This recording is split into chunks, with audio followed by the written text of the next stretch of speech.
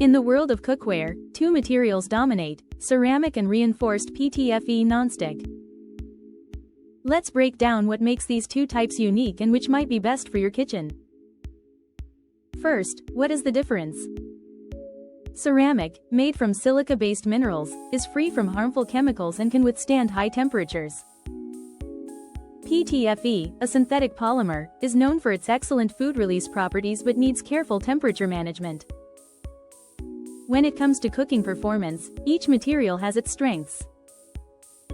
PTFE is perfect for delicate dishes like eggs, providing an effortless release even without oil. However, ceramic shines at high heat, making it ideal for searing proteins. Consideration of durability is important.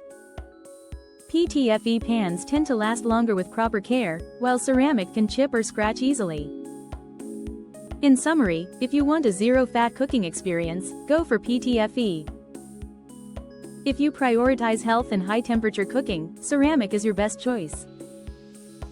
So, whether you're a fried egg enthusiast or a searing expert, choose the pan that fits your cooking style. Happy cooking!